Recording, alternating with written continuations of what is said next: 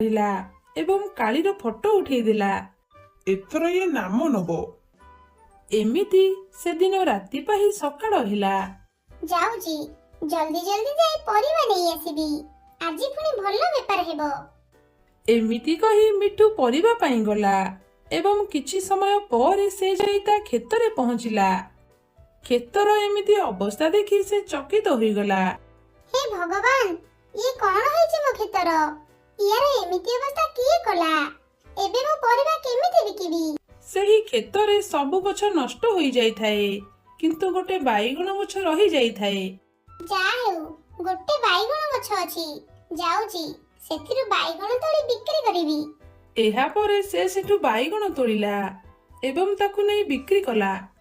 ଆରେ, ମୁଁ ତ ତାର ସବୁ କ୍ଷେତକୁ ନଷ୍ଟ କରିଦେଇଥିଲି। ଇଏ ବାଇଗଣ କୋଉଠୁ ଆଣିଲା? ଯାଉଛି, ଯିବି ମିଛରେ ଗହଳି କରିବି।